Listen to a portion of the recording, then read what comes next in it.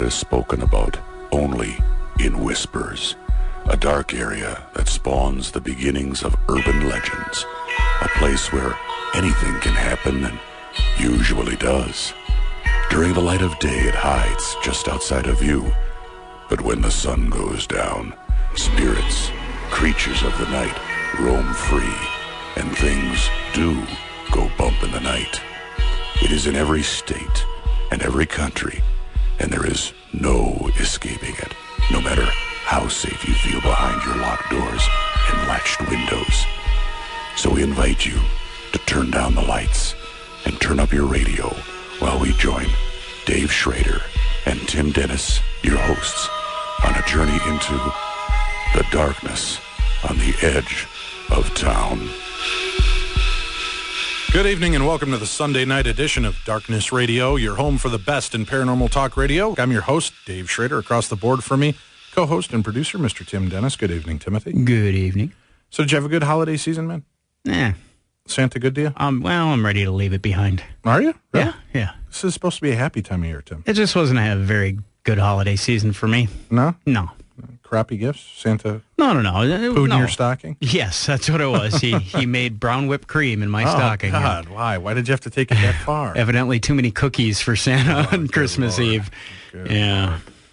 Lord. Well, I'm sorry to hear that. Hopefully New Year's will be better for you. Do you have any big plans for New Year's Eve? Oh, my usual. I'll drink 4 or 5 bottles of champagne by myself at home and cry about what a loser I am, and then I'll fall asleep before Dick Clark. So while playing Guitar Hero in your underwear? Yes. No, I actually don't have any plans. Any ladies out there who want to have plans with me on New Year's, give me a ring. My number's no, I'm kidding. Wow, my goodness. I'm kidding.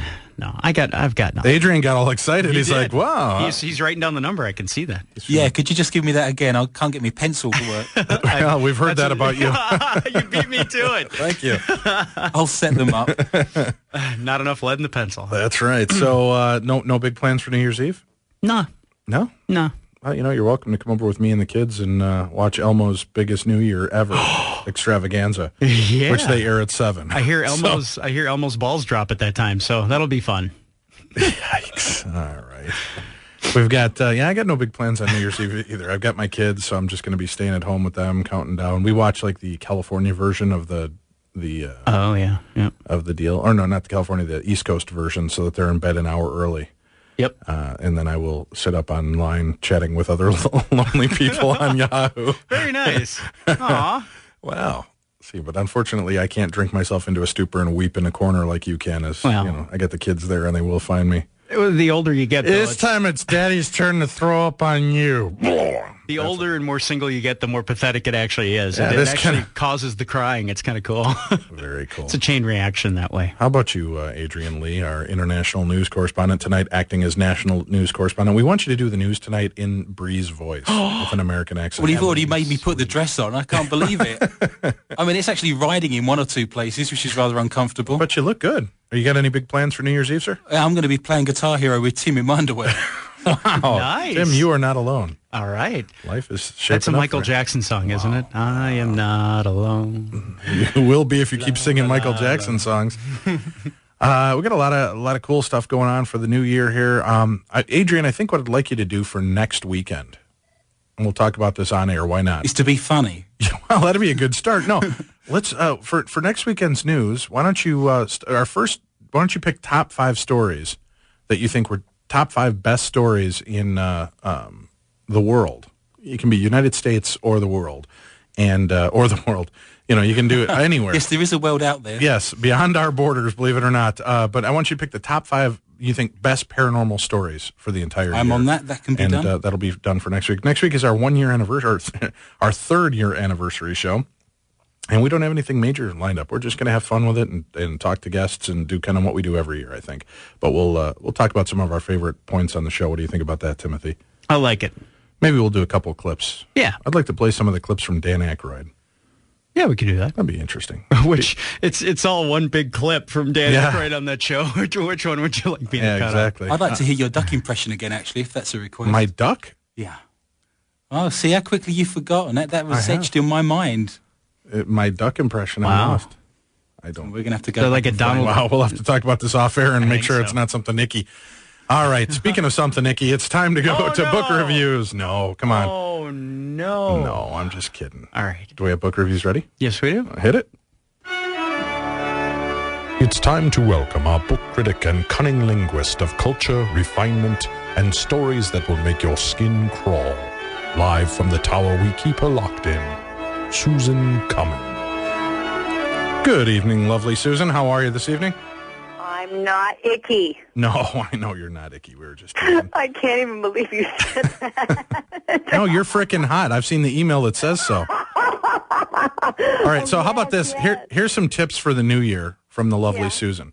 What? When courting a woman, your first email exchange should not be to a woman over the age of 40. I saw your picture and you're frickin' hot.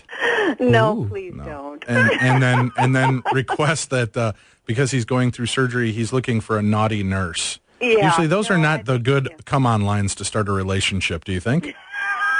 So for the new year, we're going to try to help put out that juju for people that are looking to date and want some good tips. Maybe that's what we should add to this, paranormal dating tips, Tim, because most men in the field haven't actually touched a real woman. Yeah. So. And you feel qualified to comment on this, do you? I do. I'm bouncing the rubberine doll as well as everybody else. She's bouncy and green. She's made of soft neoprene. She's my rubberine. That's an actual monkey song. Do you know that? Why does she look surprised and scared? That's all we want to know. I find myself rather attractive, not scary. Yeah, you would. So, Susan, what are your big plans for New Year's Eve this year? Oh, I'm going to be talking to you online. How sad. All right, so we should just have like a little mixer for Darkness Radio and our fans. We can all just get on Yahoo and chat away. Yeah, that would be so. fun. We'll make like a giant chat. We should just go into our chat room. Everybody, all right, here's the deal. All of you lonely paranormalists, I will see you in the chat room at 10:58 p.m. Central Time, so that way we catch the New Year's in New York drop. We'll be there for the pathetic Midwest drop. We'll be here for the Mountain Time drop and the Pacific drop. Yeah, but do we all have to be in our underwear? No. Okay. You can be in mine. Oh, yeah. Giggity, giggity. Hey, let's take a quick second.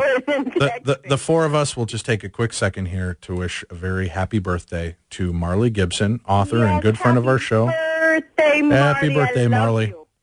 You too? You're going to say happy birthday? Or you? Happy birthday from Britain. Said happy No, birthday. not you. I'm waiting for Tim and Adrian. Tim? Happy birthday from across the board. There you go. There you go, Marley. I at least had some happiness in my birthday wishes. This is bad. Susan, you're our book critic. What are we going to review tonight?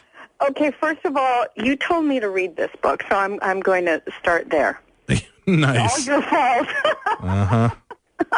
The Book of Oedipus. Oh, my gosh. Okay, you know what? I don't do really well at... Bashing. Let's just get to it here. I'll set you bash. up. I'll set you up. You knock them down. What's the name of the book that you read or tried to read this week? Well, the book is called Angels Don't Lie. Angels by Don't Lie. Anne Kimberlin Matthews. Okay. And Okay. what? Let me think here. What do you think of the book overall? Would you say it's an entertaining book, an incredibly boring book, a horribly written book? Be honest. We got to remember, you can't like everything, Susan. It's okay to be honest. If the book is just not a good read, that's the whole point of this spot is tell our listeners so they're not wasting their time. Well, but you know what? A lot of it is subjective as to what you like to read. Now, personally for me, it wasn't a book that I could even get through. God bless her. I really tried, but there was 56 pages of court transcript. That it lost me. I couldn't get through 2 pages. I kept trying. So, you know, I guess if you're wanting to be Perry Mason and want to sit and read court transcript, this may be a book you'd want to read. I couldn't even make it through it. Really? Yeah. Well, I'm sorry that you got into that, but it just what was the gist of the book? What are they trying to? What's the book supposed to be about? At least, can you tell us that?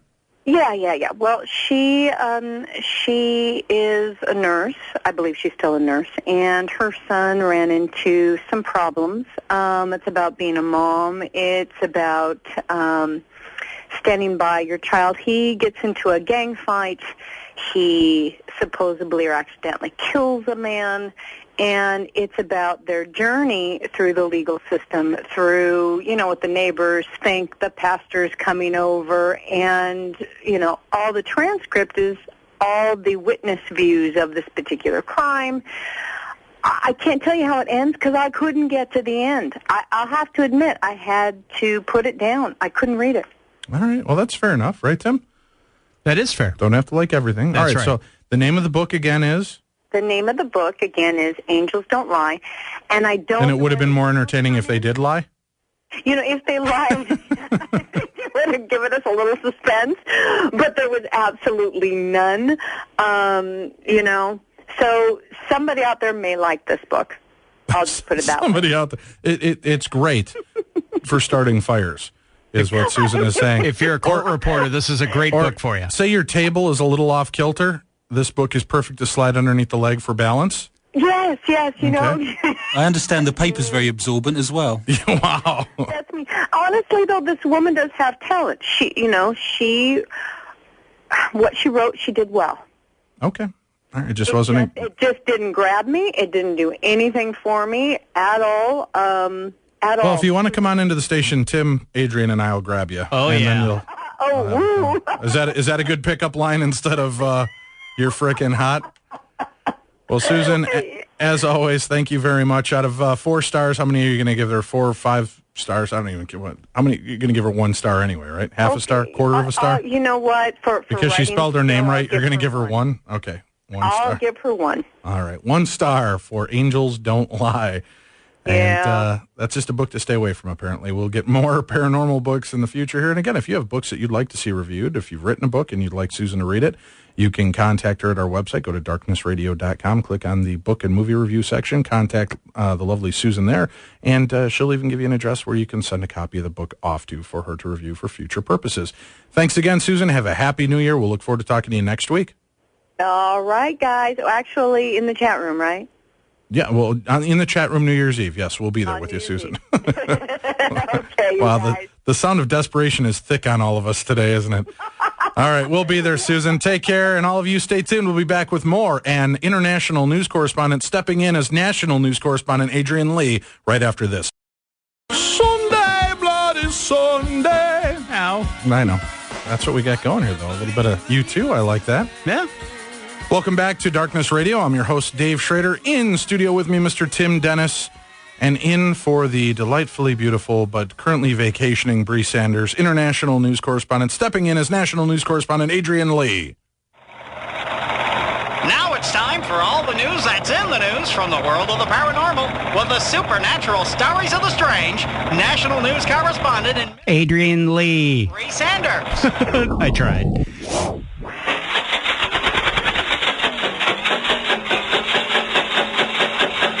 Funny, the ticker tape doesn't work any better for... Yeah, it doesn't sound like it. Welcome to the show for the second night in a row. Hey, I'm a poet, and I didn't even know it. Hey. Welcome Fantastic. back, Mr. Lee. What was the bit at the end there? That sounded like my car trying to turn over. Yeah, well, that was, I don't know, for sure. I was missing the national anthem, actually, I must admit. You missed the British national anthem? Here, we could do that for you. No, we've no, got Tim, it. no. All right.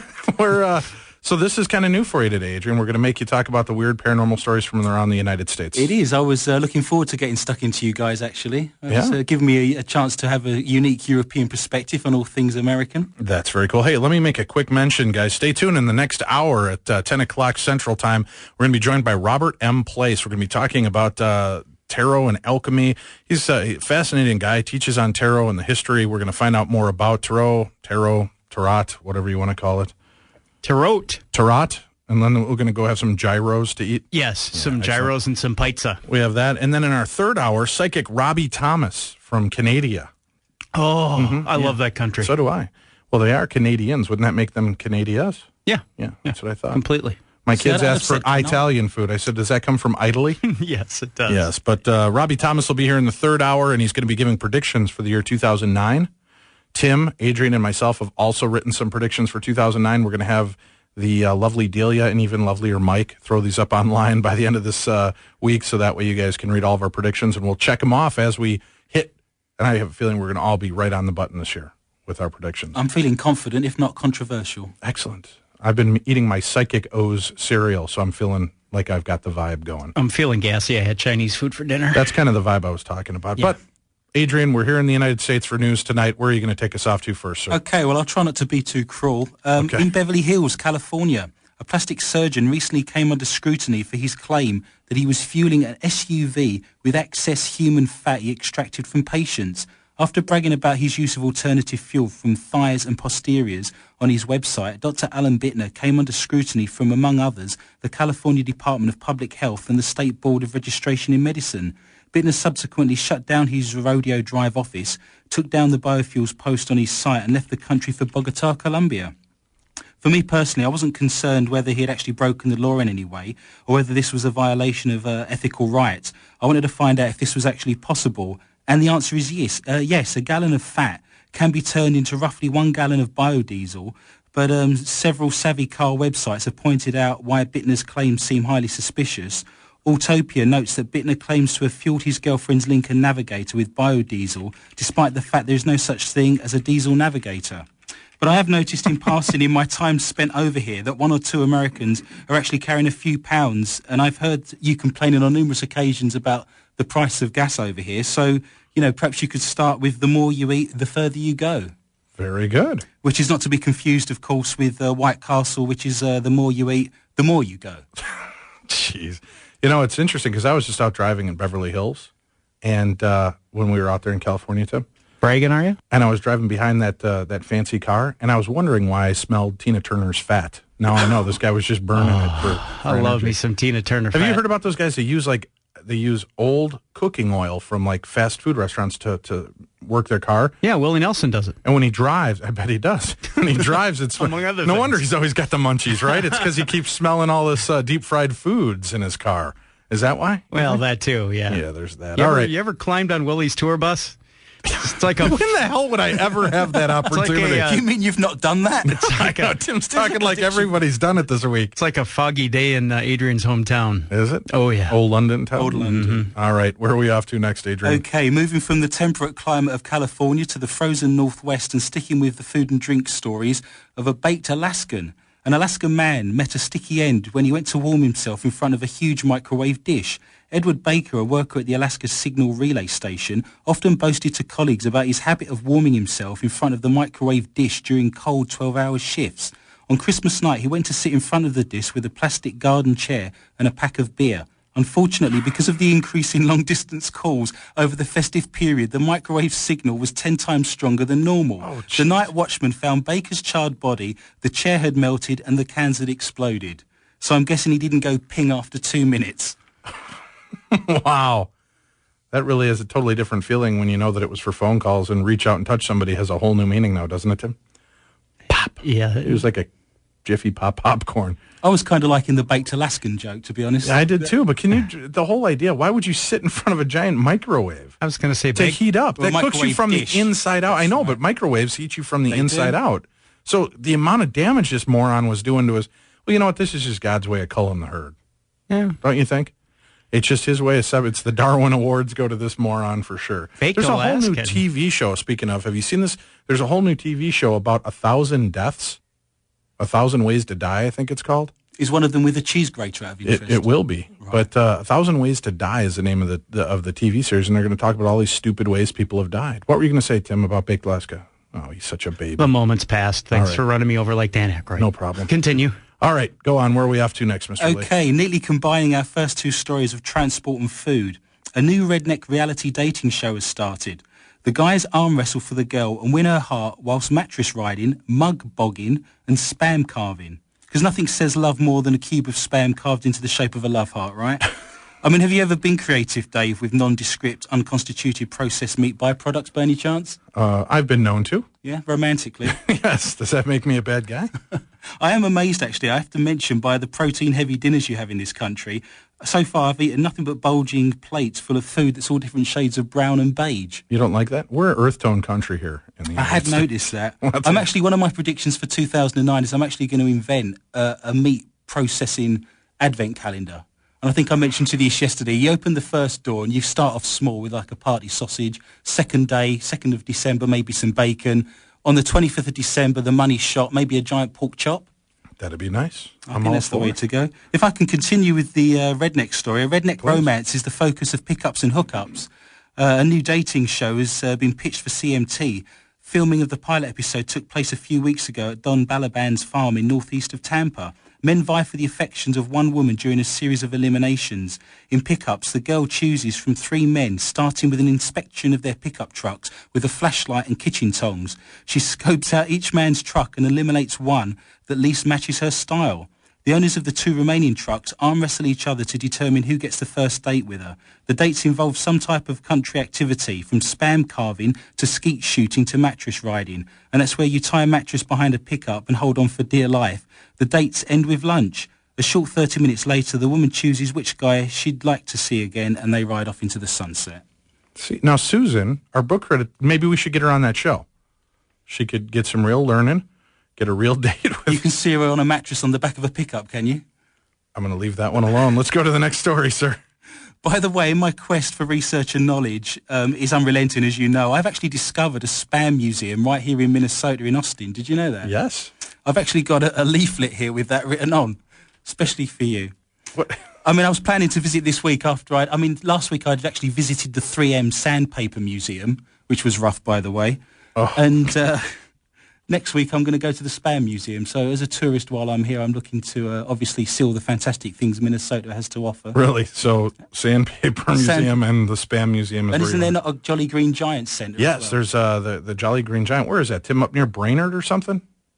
Somewhere in northern Minnesota. Oh, wait, no, that's Green Giant Processing Plant is down south, isn't it? I don't know, but it's huge. Well, there's 3 It's on the way to Dakota, because I know I passed by it. It's the Babe and the Blue Ox used to be up in Bemidji, right? Yeah. Yeah. Yeah, but you can actually, as you're driving, you see this giant green giant just towering. If one of our listeners is listening, if they know which city it's in, let us know. I'd be interested. I like this, though. They've got the Bigfoot, the famous Bigfoot photograph with a Spam can cleverly marked into his hand. Inside as well, they also mention they show the sketch by Monty Python, the famous Spam sketch. So if your listeners aren't aware of that, if you go onto YouTube and type in Monty Python and Spam, there's a very famous sketch by Monty Python solely dedicated around the theme of spam. Spam, spam, spam. That's the kind of thing, yeah. Gotcha. Let's take our quick break here. We'll be back with more national news with international news correspondent Adrian Lee right after this. Good evening. Welcome back to the best in paranormal talk radio, Darkness Radio, every Saturday and Sunday night, 9 to midnight. Remember, if you miss any part of our show, check out our archives. There you'll be able to tune in and check out all of our archives over the last, 4 or 5 months since we started here on, August 24th, Timothy? Yep. So you'll be able to check that out. We also have some cool news, right? What's this going on? If you have an iPhone... Yep, iHeartRadio. It's a way to hear on your iPhone. Right, you go to, keyword iPhone, and then you get more information there. But now, this is great because anybody that has an iPhone or an iPod Touch, our show is now streaming. All the shows are streaming on that. Yep. But you can listen from anywhere that you can access with your iPhone. Any listener with these devices can now listen to us anywhere they go. It's a great thing for our listeners. And again, go to the station. Listeners simply download the free application iHeartRadio to their phone, and they're all set. Again, all that information is up on our website. Check it out. Now we're going to go back to national news with our interim national news correspondent, Mr. Bree Sanders, Mr. Adrian Lee. Good evening, Adrian. Where are we off to next in the United States, sir? Okay, jumping neatly and unnoticed, unless I highlight it to everyone, from spam and sandpaper to dog theft now. In Murray, Utah, a thief remains at large after pulling off a daring heist in a pet food aisle. Surveillance video at a supermarket in Salt Lake City suburb caught a dog shoplifting, KSL TV reported on Wednesday. The video showed a dog walking in through the front door of Smith's Food and Drug in Murray and heading straight to aisle 16, the pet food aisle, where it grabbed a bone worth $2.79. The thief wasn't even perturbed by a face-to-face confrontation with the store manager, Roger Adamson. "I looked at him and said, 'Drop it,' Adamson said. He looked at me and I looked at him, and then he ran off through the door and went away, right out through the front door and off down the pavement," or the sidewalk as you call it. But I mean, I fear this is the slippery slope here. It starts out with the small stuff, a few mates, having a laugh, a bone here or there, all seems fairly harmless. Then it's just a spiral of stick retrieval addiction and an over-reliance on petting, and before you know it, you're pushing Alpo on street corners wondering where your dog ears have all gone. Oh, he got a rim shot. Very nice. Nice. Am I the only one, by the way, to have this image of the store owner in the police station thumbing through all the mug shots of pictures of Jack Russells and poodles, all with numbers underneath them. Wow, 2 rim shots in one. Very nice. I need to go for a hat-trick, I I'd suspect. say, no doubt. All right, where are we off to next in the United States? Okay, moving swiftly to a nice festive story. Sisters Ashley and Katie Swan started fussing about taking their picture with Santa Claus when they were around 11 or 12 years old. But with Ashley 23 and working full-time and Katie 18 and a senior at St. Joseph's Academy, the girls still haven't gotten any relief from the family tradition. In fact, their mother, Mary Swan, is more determined than ever to have their little girls take their picture with Santa. She won't let them have their Christmas presents until they do. Now it's like bribery, Mary Swan said. This is how I feel. You have to do this until you get married, she told them both. By the way, it doesn't say if they've got any brothers or not. The tradition started when Ashley was born. She took her picture by herself in the first 5 years until the arrival of her sister Katie. I love to display them, Mary Swan said. You can see how they've grown and changed. The pictures come out every holiday season. I'm big into memories. I take pictures for everything, Mary Swan says. Well, at least their mother hasn't confounded their in misery and embarrassment by going to the media and telling the whole world that that's what's happening to these 2 girls. So she's just no toys for you unless you pose with Santa. Basically, and one of them's 23 and the other one's 18. And in the photographs, they look really pleased that they're sat there. Excellent. One advantage, though, is apparently they were able to grab a pager and be buzzed when it was their turn rather than wait in line. So there are some advantages to that. Well, that just nothing says holidays like a pager, Tim. Especially if it's wrapped up with a bow. Exactly. Where are we off to next, sir? Okay, a story of a fortune-telling woe now from Florida this week. Gina Marie Marks is one fortune teller who didn't lay all the cards on the table, authorities say. The self-proclaimed medium told 5 Bowerwood County women that she would rid them of demons if she gave them money because these demons had brought them bad luck, according to the sheriff's office. The clients handed Marks nearly $65,000 in cash for spiritual cleansing and never saw the money again, officials said. She told them she wouldn't keep a single cent and she would return the money once she had done what she had to do to get rid of the demons, but she never had any intention of giving them the money back. Marks, 35, operated out of Hollywood but was last seen in Plantation, according to police. Officials say she's 5 feet tall, weighs about 125 pounds and has blonde hair. She also goes by the name Regina Milbourne, which was used to be she was used to co-author a book in 2006 called Miami Psychic, Confessions of a Confidant, about her experiences as a medium. Marks defrauded her clients before fleeing with their cash, according to a warrant for arrest filed on Thursday. She faces fraud charges. The con game Marks is accused of is an old and popular trick, according to James Randi, founder of the James Randi Educational Foundation in Fort Lauderdale. The foundation is a non-profit group that investigates paranormal claims. It's a standard scam, he says. The victims are told they have to isolate the money because of evil spirits, and most of the time they just hand it over with no problem. Randy said he has investigated numerous fortune tellers and has even cancelled the families of victims who have given away large fortunes for the so-called cleansing rituals. Authorities ask anyone with information about this case to call Crime Stoppers anonymously. Wow. So a word of warning to everyone there. Yeah, that's what, people always rub on Tim and I. Why are you guys, you support all these psychics and mediums and blah, blah, blah.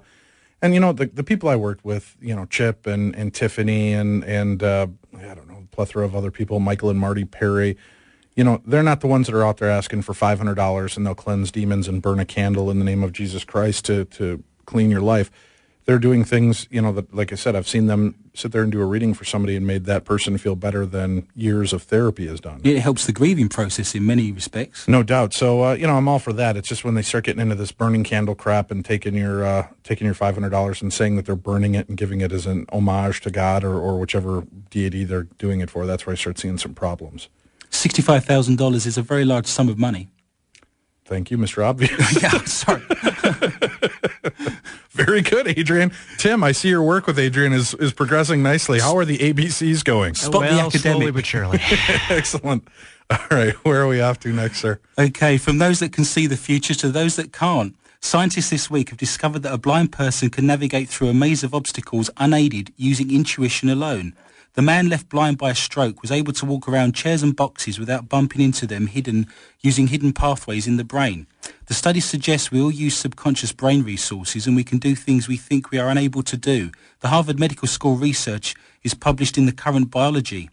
The patient, known only as TM, was left blind after damage to the visual cortex in both hemispheres of the brain following consecutive strokes. His eyes are normal, but his brain cannot process the information they send in, rendering him totally blind. However, he was previously known to have what is called blind sight, the ability to detect things in the environment without being aware of seeing them. For instance, he responds to the facial expressions of others. But he walks like a blind person, using a stick to track obstacles and requiring guidance by others when walking around buildings. A video recording shows him completing the obstacle course set up by the scientists flawlessly, without the aid of a cane or another person. If he keeps progressing well, it is reported he will get a game for the Vikings as wide receiver next week. Oh, give him a rim shot, Tim. That's the hat trick. Yes. Thank Excellent. you. Very well done. That's the Vikings horn for you, Is too. it? Oh, thank you. I'm pleased you gave me the horn. You got the hat trick, the whole trifecta, and the horn. Excellent. Where to go now? Nowhere else but down, I That's suspect. right. So let's hit it. Well, the research was carried out with other colleagues as well, so I'm going to mention the UK, Switzerland and Italy in that one. It was an actual project with all 4 countries involved there. All right. He's got to stick in the international angle even though he's doing national news. Tim, do you see the way he works? Well, I want to educate Yeah, he's you. being nationalist. I saw that. All right. Where are we off to next, Mr. Lee? Okay, as is topical for tonight's show, there's a psychic called Michael Cohen of One World Physics. Sorry, psychics. I'll be learning to read next. He's put a list together of predictions for 2009. So this is in keeping with the theme of tonight's show. Okay. He says one word to describe 2009 is grim. So that's a nice upbeat start. Right. He says the first natural disaster of the year is a tsunami in Asia, or perhaps an earthquake possibly in Malaysia. He's actually mentioned several celebrities that may die next year, so I don't know whether it's your call whether I read these names out or not. Yeah, Dave. definitely. What do you think, Tim? Reported here first? Sure. Let's see. Who are the celebrities you Okay, think he's gone for Bill Cosby. He said Robbie Williams should look after himself. And he says, I'm sensing possible heart problems there. He said Nicole Kidman should also be careful next year. Oh, my gosh. Nicole Kidman. Indeed. That would be sad. What a loss. He's, Can't they take Tom Cruise instead? well, I'll see what I can be arranged, shall Thank I? you. Yeah, Talk to your friend Grimm. I can do that. Oh, my God. He says best Oscar for Best Actress will go to Kate Winslet for Revolutionary Road, so another nice British winner there. He talks about world economy. He says it's very grim. I've got a whole paragraph to read on that and I can't be bothered. War. He says the Israeli-Palestine conflict will simmer on and there will be a flashpoint there around mid-2009. A bit late on that one. That's already happened, isn't it? He says, I predict serious terrorist attacks in the UK. So another good reason to stay in Minnesota beside the Spam Museum for me. Is that opposed as to, not so serious attacks? Light and delicate Right, attacks. where they run up to you and tickle you until you can't breathe? Yeah, Take that, you bloody UK. They make you laugh by doing mime and drama. Oh, that would be painful. What do you think, Tim? Being forced to be mimed to? Sounds kind of hot to me. Oh, my God. You need so much help. All right, so what else? He also predicts Prince William will become engaged to Kate Middleton. That's the girl he's seeing at the moment. UFOs See, now, are mentioned. what kind of stretch is that? I predict that he's going to be engaged to the girl that he's dating. Well, that's pretty... How about you, if he said Prince William's going to become engaged to... Jim Carrey. Jim Carrey, there's a story. Or even Nicole Kidman upon, just before she dies. There you would have it. I think he's edging his bets. We'd say that's edging your bets in Europe. Yeah, some of these aren't a great leap of faith. And don't shoot the messenger, by the way. I'm just reading these out poorly. Okay. He said UFOs, there'll be an interesting UFO sighting in Iran, Russia, and there'll be a big one in Brazil. There'll also be a significant UFO sighting from a commercial aeroplane involving multiple witnesses. And I might mention that's something that happens quite regularly. So again, that's not a great leap of faith. On celebrities, he says Amy Winehouse will make a big comeback and recovery sometime late in 2009. Bruce Springsteen will enter politics and Madonna will become engaged late 2009. Is she even fully done with her divorce yet? Yeah, the divorce has gone through as far as I'm aware, but she's looking to get engaged at the end of 2009. So who is she going to get engaged to, Hr.1 or this new male model that she's been caught with? Should we ring the guy and find out? Let's Obviously, do it. he's given us a limited amount of information to work with there, hasn't What he? a jerk. I think that's wrong. He's got to be more Pacific, as my kids say. Yeah, I do think he's left one or two areas to explore there further. Kind of a gray area there? Yeah, like most of it. I think in the year 2009, vehicles are going to need gas more than ever.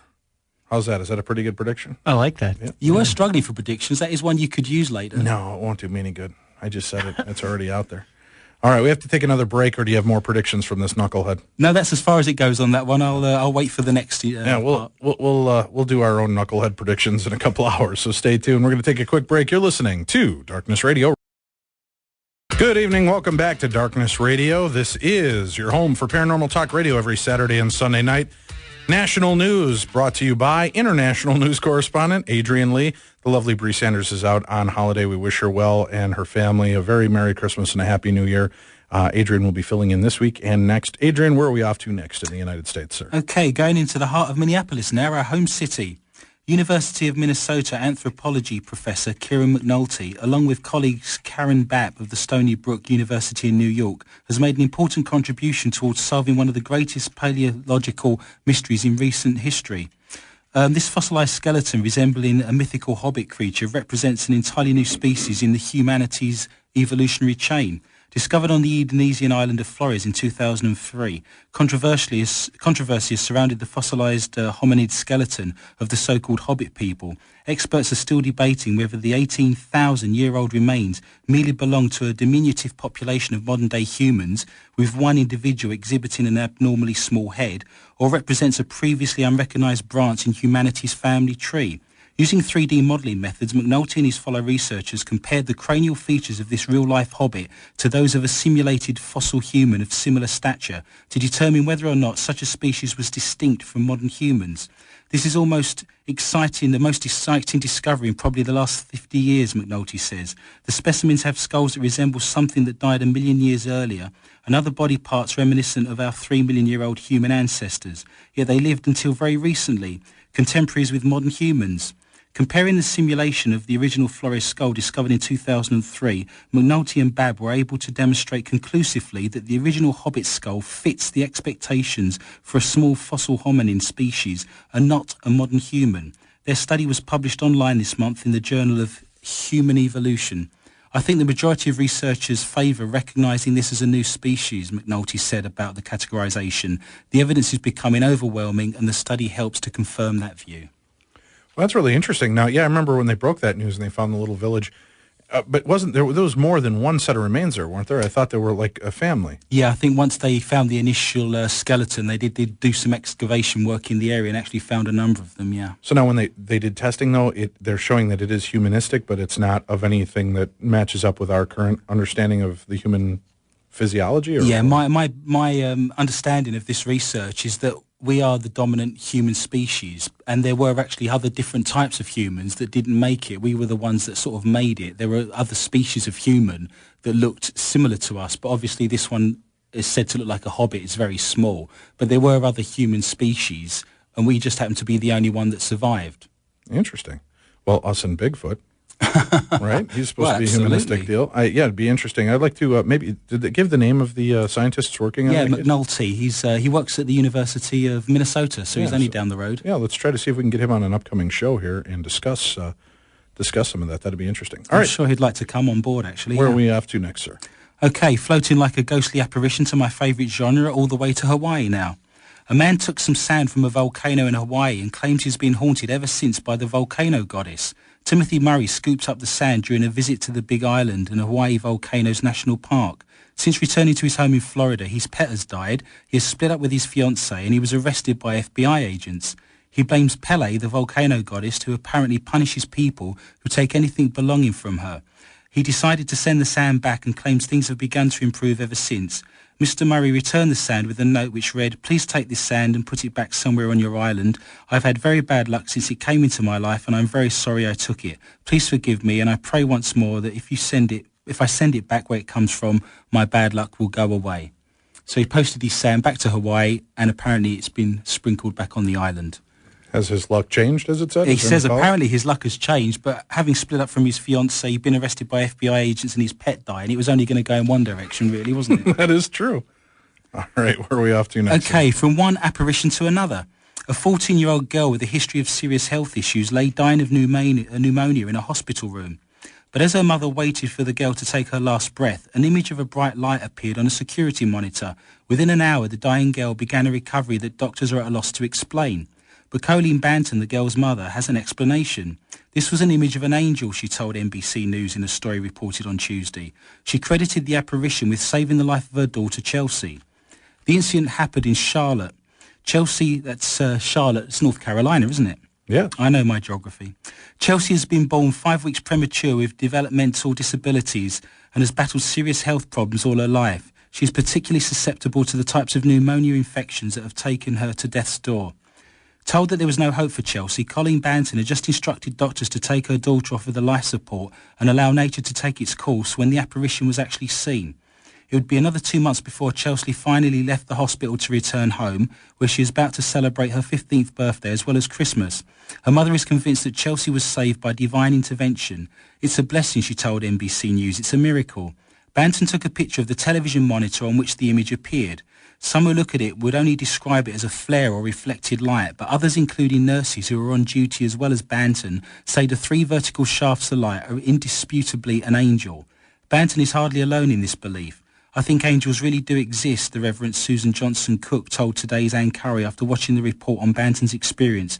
They protect us, they walk amongst us. Albert Einstein actually said there was 2 ways to look at the world, as if everything is a miracle or as if nothing is a miracle. And according to some polls, 75% of all Americans believe in angels. That level of belief varies geographically and with political affiliation, with more Republicans than Democrats and more Southerners than Northeasterners believing in the existence of the heavenly messengers. The high level of belief is unique in the developed world. In Canada, Great Britain and Australia, the same polls say belief in angels does not exceed more than 40%. Really? Yeah, so you've almost got double the belief if the maths is right there. Well, with this too, with the work of angels and prayers, I mean, we've definitely seen this, but that's what interests me. That's what interests me is that they saw this and then such a dramatic recovery turnaround happen. With that, I do want to make a quick mention. Our good friend, Tech Talk host Bill Murphy has been dealing with a setback and a blow as his fiancée, Anita McMillan, had fallen prior to our event at the Queen Mary. It was about the 4th or 5th of December. And she's a hemophiliac. She broke her hip, I think a leg, some ribs, and an arm, and was really going through a lot. She's going to be in a wheelchair for the next year. They just sent her home, and unfortunately she suffered another fall, which I guess she might have broken another bone or an arm, and she's suffering greatly. So if you could please do me a favor, put out a prayer and healing request for Anita McMillan. Just pour out your energy and love to her, ladies and gentlemen. She's in desperate need of feeling better and getting back on her feet, literally and figuratively. And also put out a prayer for our Tech Talk technician, Mr. Bill Murphy, because he's working alongside her to help her get through this. And I know it's taxing and wearing on him. We have about a minute left, Dade, so if you have another quick story. Yep, I can squeeze in a very strange one, actually.